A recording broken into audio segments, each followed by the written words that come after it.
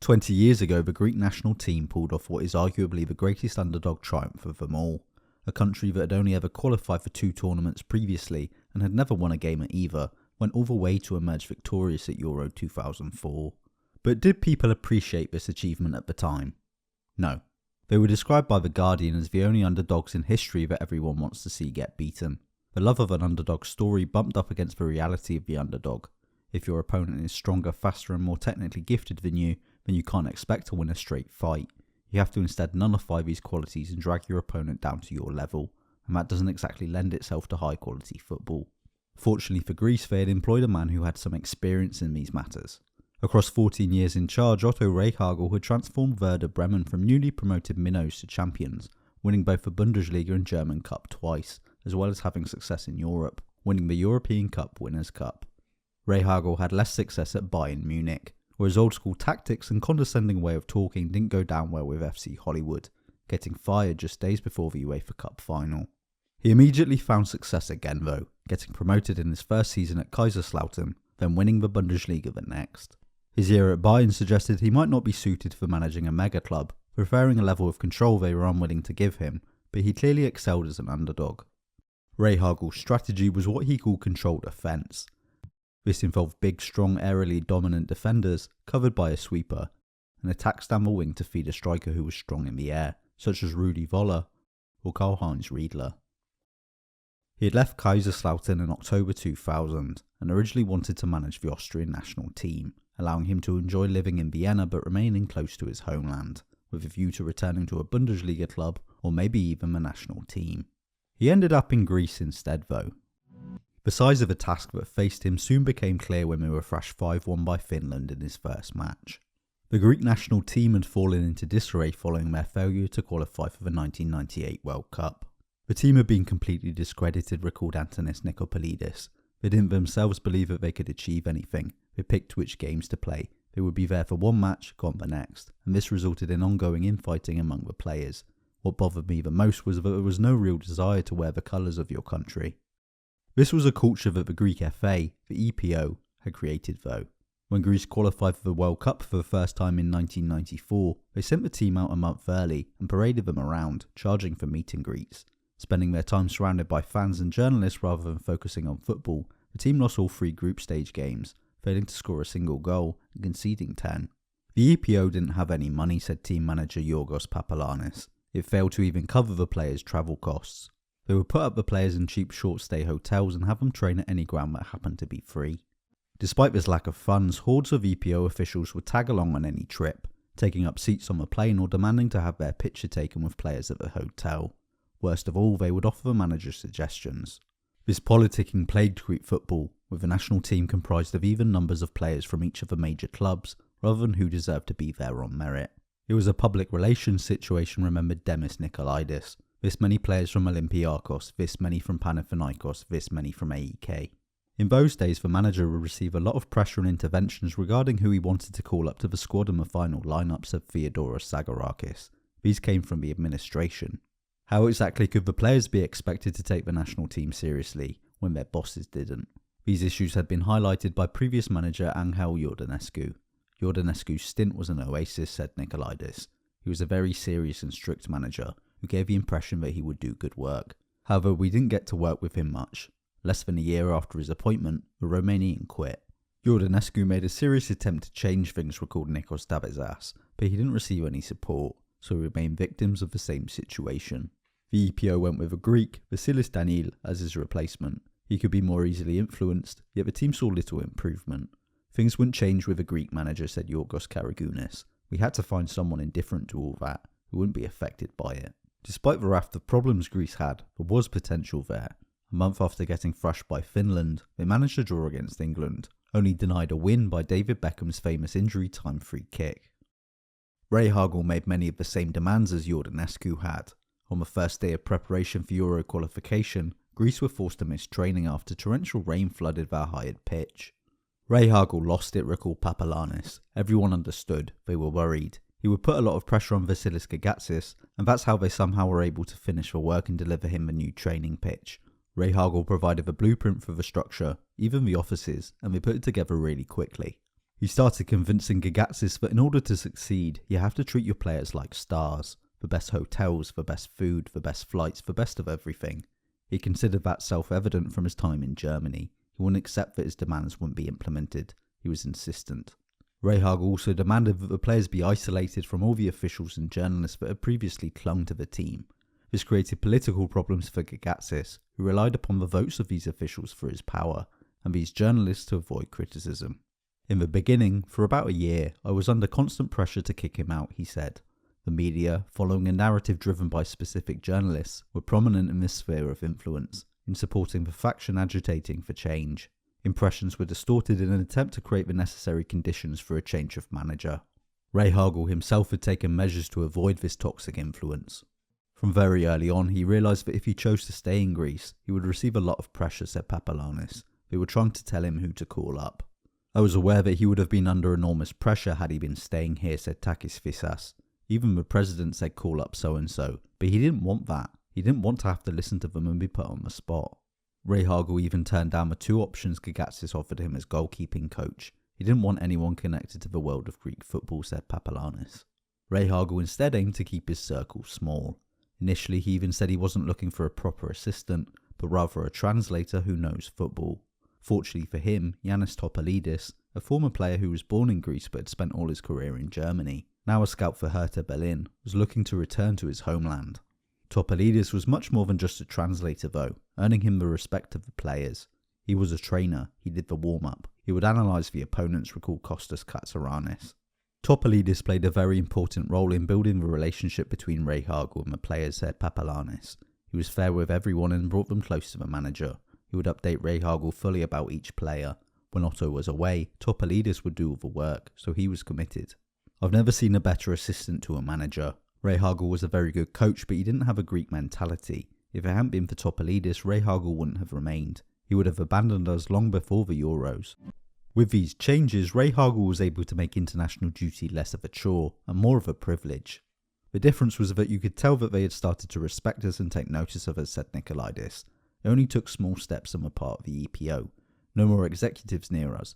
We boarded the plane first in order to get settled and travel comfortably. We stayed in good hotels. They indulged us. We felt important being in the national team.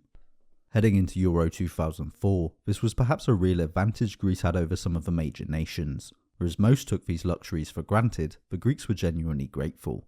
When simple, basic, self-evident things happened, we thought they were extravagant, recalled Dabizas. That's when we became very enthusiastic and wanted to give back. His refusal to play politics also helped. He did what he wanted, said Nikolaidis. Seeing the call-ups, you realised it wasn't a public relations exercise. He didn't make politically correct choices. This slowly dissolved any remaining suspicion among the players, which had always been an issue and poisoned the national team. We slowly started hanging out together. Rehhagel did make basic demands of the players though, insisting upon certain standards of behaviour. Grigoris Yorgatos, Greece's biggest name, playing for Inter Milan at the time, was selected as left winger against Finland, but refused, angrily kicking away a ball during training. He instead played at left back for the thrashing, and then never played for Rehhagel again. Him dropping Yorgatos counted in his favour, the players themselves told me this, said Topalidis. The important thing was that he didn't back down, he simply dropped him, said Nikolaidis. He said no and that was it. Straight away he showed he was a man to be reckoned with. There were times when he would ask a wide midfielder to play as a right wing back, and if they said no, he would never call them back, recalled Katsaranis. That was the rule. He would test you to see if you were ready to sacrifice for the team.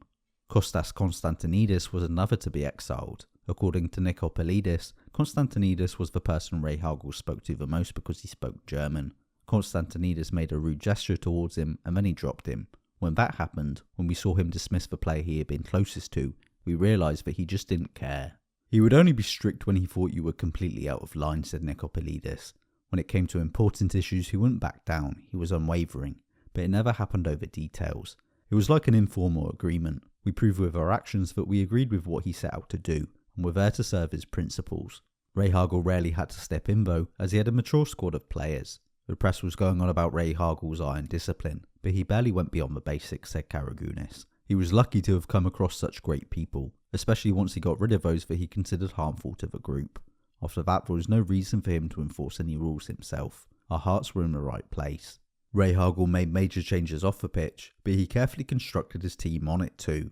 Wanting players who knew how to deal with pressure in big games, he limited his pool to those who had European experience. He didn't care for players from smaller clubs creating a sensation, said Topalidis, because he believed that national team level matches demand players that had been battle hardened at the top European level. We would base the team on Panathinaikos and add players from AEK, Olympiakos and abroad. He was convinced about the Panathinaikos players due to their performances in Europe. These limitations meant Rehhagel generally selected the same players, allowing them to bond and feel secure as a group. It was more like a family, said Fissas. It was not one of these national teams with 55 players. We had 20 or so who were always in the squad. He would bring 2 or 3 more along to have a look at them, and so we were very close. We would sacrifice everything for each other.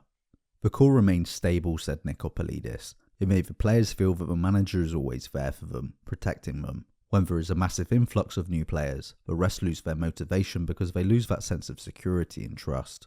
The benefits of this consistent squad weren't just off the pitch but on it too.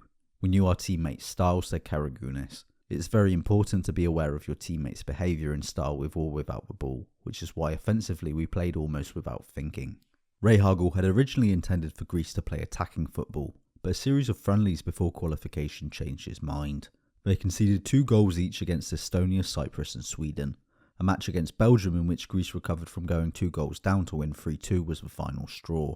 It was an impressive comeback, but Rehhagel came to the conclusion that they couldn't afford to keep shipping so many goals if they were going to get anywhere. Greece lost their first 2 games of qualification, but they then won all the rest, strengthening Rehhagel's position and his team's belief in his methods. Focusing on defending, Greece ended up being a weird throwback. Rehhagel had the defenders man-mark their opponents, a strategy that had fallen out of favour. As far back as the 60s, man-marking had been shown to have problems dealing with movement, and although it remained popular for several more decades, by 2004 its use was rare. This meant that the majority of Greece's opponents spent most of their careers playing against zonal systems, probably exclusively for many of the younger ones, so they didn't have recent experience of what was needed to get around man-marking. In addition, the tactical trend at the time was towards broken teams. They were referred to as such because the teams were seen as being broken in 2. The attackers would attack, while the defenders would defend. Typically, the easiest method for exploiting man-marking is for the mark to act as decoys, dragging their man out of position to open up space for a teammate to attack. Broken teams would have their attackers marked, but the defenders would stay back rather than exploiting any created space. Even if they did venture forward, as more defensively minded players, they didn't exactly pose the greatest threat. This combination of man-marking being so old that it essentially became a new problem for their opponents, and these opponents setting up in a way that made man-marking particularly effective, meant Greece had found a winning strategy. UEFA's official technical report highlighted this. While the system itself was not new, it was new to the generation of players that comprised Greece's opponents at Euro 2004. Some of them not only failed to find solutions, but they also adopted tactics that made the Greeks' lives easier. Their opponent's reaction was rather static. As Rehhagel undoubtedly knew very well, those countermeasures were a lost art, no longer widely taught. Not having to worry about others overlapping, the Greek defenders could generally focus on controlling their man. They would stick tight to the opposition forwards and follow them closely, giving them no space to turn or control the ball. These were world-class attackers, but they found themselves squeezed out of matches due to the Greek defenders staying on top of them and giving them no space to use the ball. This tight marking also required that the passes into the forwards be of top quality. As the defenders were so close to their men, they could easily step in ahead and intercept an underhit or inaccurate ball before it got to the attacker. We had to be aggressive, challenge the opponent, recalled Stelios Venetidis. He urged us to go for the ball when they were attempting crosses into the penalty area, not turn our backs on them. Rehhagel selected each defender based on how their individual attributes lined up best against their opponents. Described as the best when it came to man-to-man defence in Greece by Katsouranis, Michalis Kapsis had the least flashy role of the defenders. He wasn't particularly aggressive, preferring to simply stick tight to his man and deny them space rather than stepping in to win the ball unless he had to, but his opponents were rarely able to wriggle away from him. The exception to this was against the Czech Republic, where Kapsis would constantly go to attack the ball before Jan Koller. Despite standing at just 6 foot, he was also dominant in the air, heading away crosses into the box. Takis Fissas was the weakest defensively of the back line. He tended to stand off his man, giving them space to control the ball and dribble past him. Venetidis looked the better defender when he filled in for Fissas, but the Benfica left-back was the brighter player going forward. With Greece reliant on crosses from wide into their tall forwards, Rehhagel went against type by choosing a more attacking option at left-back. On the right, Yorgos Seiteridis impressed. His speed allowed him to keep tight to his man without the risk of him sprinting behind him, and sticking so tight to his man allowed him to step in and intercept the ball frequently, which would enable Greece to immediately push forward on the counter-attack. Rehhagel didn't expect his defenders to be able to win every one-on-one against some of the finest players of their generation though, and so Trajanos Dallas was used as a sweeper. While his defensive teammates were expected to stick tightly to their men, the Roma centre-back was relieved of marking duties to act as a spare man at the back. He was required to use all of his positional sense and ability to read the game to stay 2 moves ahead of the play, sensing danger before it appeared, so that he could be in a position to step across and cover when an opponent escaped the attentions of his marker. Covering the width of the pitch, Dallas was forever moving around to plug gaps before they could be exploited, always having to readjust as the opposition moved, taking his teammates with them. Yet he always seemed to be in the right spot at the right time to come away with the ball. If a defender lost his man, then his nearest teammate would come across the cover for him, and Dallas would pick up that defender's man, ensuring any gaps that opened up would be filled back up immediately. Showing Rehhagel's commitment to his chosen men, Antonios Nicopolidis was selected as goalkeeper, despite being excluded from Panathinaikos' squad for a large chunk of the previous season due to his refusal to sign a new contract. The aerial strength of Greece's centre-backs meant his lack of height wasn't really an issue, only really having to claim crosses close to him, and he used his smart positional sense to focus on stopping shots, while he was also willing to rush out of his line to smother a loose ball behind his centre-backs, acting as another spare man like Dallas.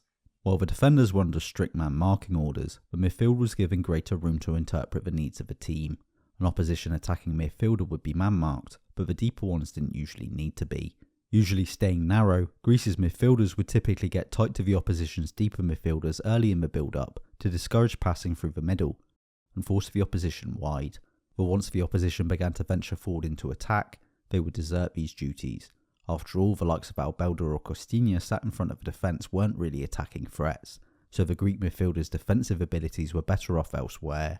Whereas if the defenders on one of the midfielders would have man-marking duties, the midfielders would pick up a man to disrupt the build-up, but soon revert to a more zonal marking scheme when Greece were defending in their half. Like Dallas, they would be there to plug gaps that appeared as their opponents tried to escape the attentions of their markers. If an opponent did manage to beat a man, there was always a flood of Greeks willing to rush across to crowd him out or fling themselves in front of shots. We all ran like crazy to cover for each other, which helped us defend with greater ease and precision, said Zacharakis. We left our opponents baffled. They also weren't afraid to pull down their opponent and take a yellow card if they wriggled away from them. It was better for Greece to concede a tactical foul and get men back to defend the box than allow the opposition to run at them. The narrow midfield and tight marking would typically encourage the opposition to play wide. Then once there, the midfielders would drop back to double up on the wide man with the fullback. The most obvious problem Greece faced was when the opposition were able to make runs in behind, with the man markers pulled forward to leave space to exploit. Both Manuel Rui Costa and Zinedine Zidane managed this, but the attacking midfielders getting man marked meant it was kept to a minimum. Attacking fullbacks posed the same threat, although few teams actually had any to worry Greece, with most using more defensive players or even natural centre-backs at fullback. When the opposition fullbacks were willing to advance, Greece would have Angelos Charisteas and Stelios Yiannakopoulos trapped from deep into their own half, willing to put the work in for the good of the team. Whereas many of their opponents split their duties, for Greece everyone was expected to work hard, and everyone did. Undoubtedly Greece's main focus was on defence. Dallas defined their strategy as, do not concede goals and try to score at least once. When they had the ball, the Greeks did at times try to play passing football, although they weren't particularly good at it. These moves usually coming to an end with a misplaced pass or poor touch. More often, Greece would simply look to pump the ball long to the strikers. I knew how to play with the ball at my feet, said Nicopolidis, but whenever Rehhagel thought I overdid it, he would point towards Charisteas or Vrizas, indicating that I should try long balls towards them. This wasn't exactly a winning strategy either though. Rather than attempting to bring the ball down and hold it up, allowing their teammates to get up the pitch and support them, they would usually try to flick the ball onto the other. This would have made sense if someone was running in behind, but as both strikers were acting as target men, one would flick the ball onto the other, who would do the same thing, jumping to try and win it in the air again, the ball bouncing and bobbling until the opposition defenders finally recovered it and sent it back the other way. Greece's best moments were always when they were able to get the ball out wide and whip crosses into the strikers. Many of these attacks came on the counter, where Physias and Seteridis would break forward quickly. We didn't have elaborate offensive combinations and plans, said Venetidis. Our orders when we had possession were to cross from the sides. We followed the logic that we have some tall guys and we will score. with Greece's strikers struggling to hold up the ball, making it hard for their teammates to get forward into attack and actually feed them with crosses. Set pieces were key to Greece's success, giving them a chance to push their early dominant players up into the box and hit high balls into them. Playmaker Vasilis Sartas was second choice behind Zagorakis and Karagounis. Rehhagel sang his praises as a player, said Topalidis. It was just that sometimes a game would have certain defensive demands which required qualities that he didn't possess. They would often turn to him when they needed a goal though, with his delivery from set pieces key to the Greek attack. Although their tactics on a micro level changed from game to game based on the opposition, on a macro level they remained simple throughout. Smother the opposition in defence, hit the big men in attack. This was enough to carry them through 6 games. Few would have predicted it when they opened up the tournament against host Portugal. With the Portuguese lining up in a 4-2-3-1, the Greeks went for a 4-3-3. In defence, Kapsis marked Pauletta, Fisas Luis Figo, and Seitaridis Simão Sabrosa, with Delas sweeping, and in midfield Angelos Bassinas marked Manuel Rui Costa.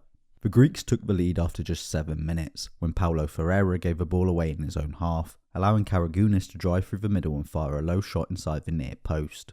This meant all they had to do now was frustrate the Portuguese for the rest of the game. The only real nuisance to this plan was Figo, who drifted inside and even over to the left flank to avoid Fisas' marking. This required some reorganisation in midfield to ensure he didn't go free, but the Greeks managed it, and the Portuguese struggled to threaten them. Minutes into the second half they doubled their lead. Seitaridis stepped up to intercept a pass into substitute Cristiano Ronaldo and then broke forward on the counter-attack. He received a return pass from Karisteas as he entered the box, but was tripped by Ronaldo as the teenager tried to catch up and recover. Bassinas converted the resulting penalty.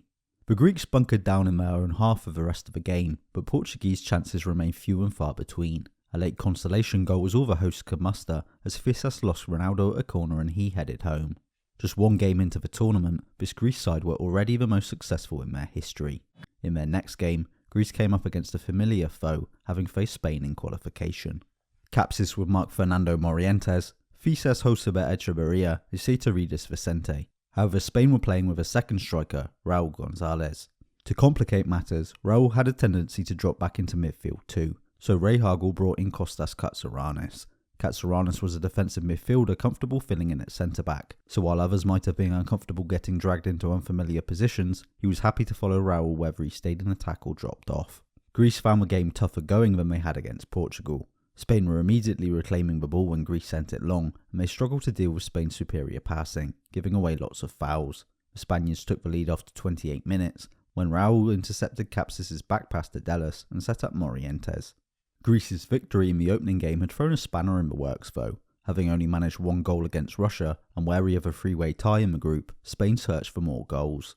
Spain continued to dominate into the second half, yet they left themselves open if Greece could take advantage. In need of a goal, Rehhagel sent on attacker Demis Nikolaidis, then playmaker Sartas.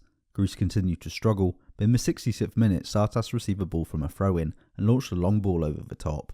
Carlos Puyol had been drawn inside with Nikolaidis, leaving space on the right of Spain's defence, so Karisteas ran off the back of Ivan Helguera, controlled the ball and hit it low under Iker Casillas. Now on level terms, Greece defended for the remainder of the game, holding out to claim a draw. On the balance of play they were fortunate to have escaped with a point, but it was a point they won nonetheless, and importantly 2 they stole from Spain. All of a sudden it looked like Greece might advance to the knockouts for the first time in their history. In their final group game, the Greeks faced a new predicament.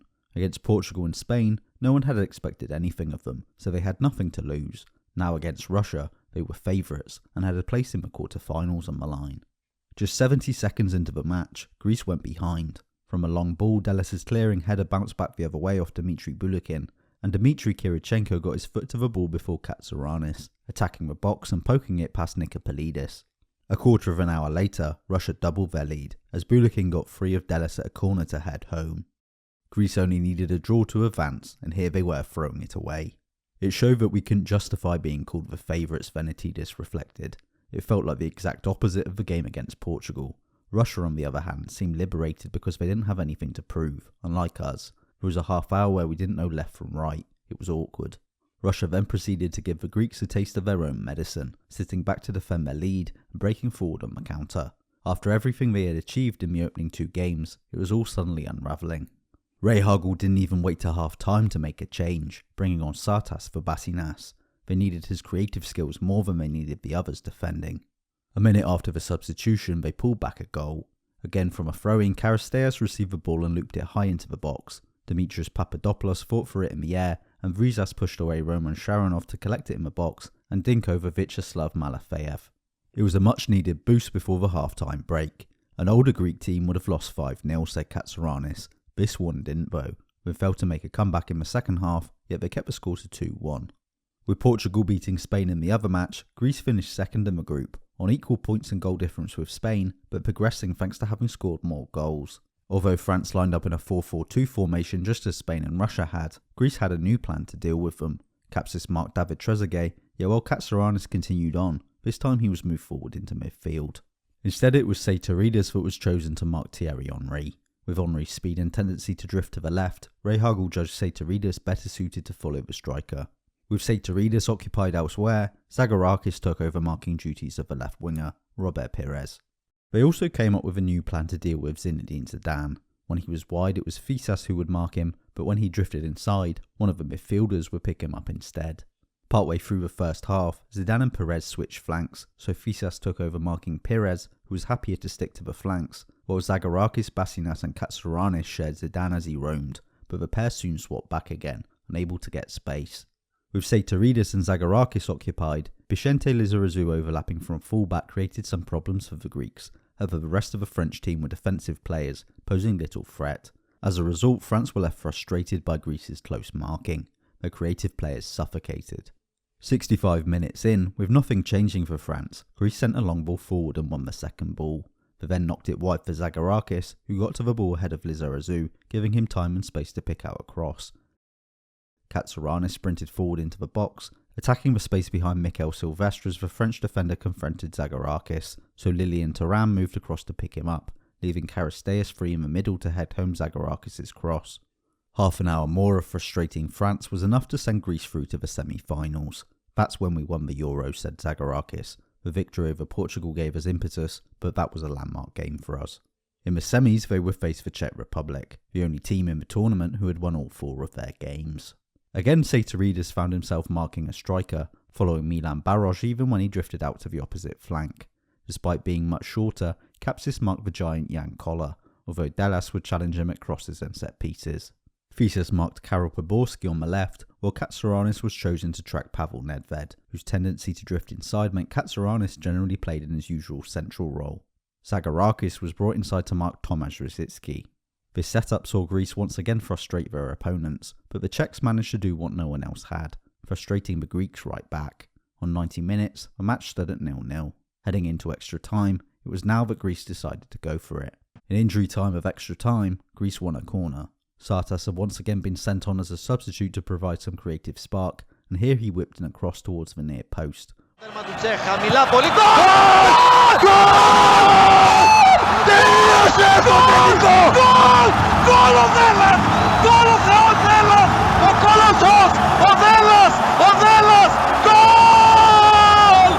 The only silver goal in the history of international football, coming seconds before the break in extra time. It was good as a golden goal, giving the Czechs no time to respond. Greece were through to the final.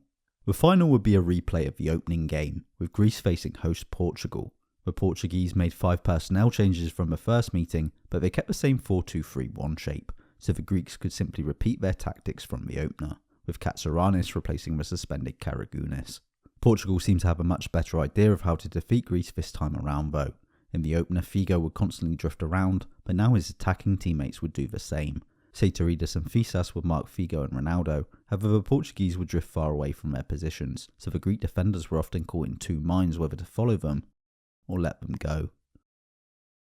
The situation was complicated by Miguel, Nuno Valente, and Maniche pushing forward from deep to exploit any space they left. Delas was having to work overtime to cover. As soon as the Greeks got the ball, they seemed to give it away just as quickly, so the opening stages of the game were complete Portuguese dominance. Although their tactics seemed to have finally been found out, Greece weren't about to give in. Portugal may have been dragging them across the pitch, but the Greeks simply worked extra hard to cover. The longer Greece were able to avoid conceding, the more the pressure on the Portuguese, playing in front of a home crowd, rose, and the Greeks gradually gained more control over the match, even if Portugal continued to dominate. All we wanted was to play like we had been playing throughout the knockout stage, said Katsourannis. to not concede any goals and risk everything in the last 10 minutes in order to win. After a tricky start, by the end of a goalless first half, the Greeks seemed to have once again ground their opponents to a halt. At half-time, Luis Felipe Scolari insisted that the players continue these movements, the wingers moving inside to create space for the fullbacks, and the attacking midfielders moving wide to create space for those attacking from deep. This strategy would become much less effective due to Miguel being removed just before the break though, forced off by injury and replaced by the less threatening Ferreira. After starting the first half well, Portugal seemed to get progressively worse, looking slow and static in the second. 10 minutes into the half, the Greeks would do it again, taking the lead through a corner, with Karisteas rising above Costinha to get his head to the cross as Rehhagel got nowhere near it. All they had to do now was defend for 35 minutes and the trophy was theirs. Scolari soon rearranged the midfield, introducing Rui Costa in place of Costinha. However, he didn't make any changes that would require major adaptations by Greece. Several of the Greek players considered this to be a mistake. What he did worked in our favour because anyone who used two forwards against us proved tough for us to handle, said Karagounis. If you use two forwards against us, you threw us off because we'd have to change our entire formation around, said Nicopolidis. When I saw Nuno Gomes warming up, I thought that would be an issue, but then I saw Nuno Gomes replacing Pauleta and immediately took heart because they had replaced a good forward with a mediocre one. Scolari didn't reinforce his attack, so that's when I thought we'd be fine. With the Greeks camping out in their defensive third, the Portuguese had plenty of the ball, but struggled to create chances with it, primarily relying upon crosses into a busy area and shots from distance. Time was eaten up by Jimmy Jump invading the pitch to throw a Barcelona flag at Figo, further disrupting the Portuguese, but in truth it looked like they could have played all night without scoring. After 4.5 minutes of stoppage time, the referee blew his whistle and Greece were European champions. They probably wouldn't be able to replicate their success in 100 attempts, taking advantage of the tactical trends of a very specific moment in history, but ultimately they did it this time. Rather than simply being happy to make up the numbers, the Greeks did everything necessary to claim the trophy as their own, regardless of what outsiders thought of them.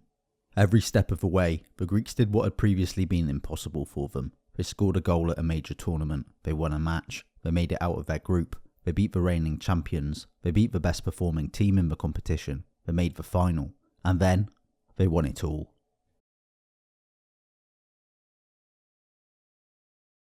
If you enjoyed this video, please like and subscribe to support the channel. You can get updates on what I'm doing by following on Twitter and Facebook, links are in the description, but most importantly by supporting Holding Midfield on Patreon. Without financial support, I can't justify the time it goes into making these videos to keep the channel alive while also receiving access to premium content. Thanks for watching.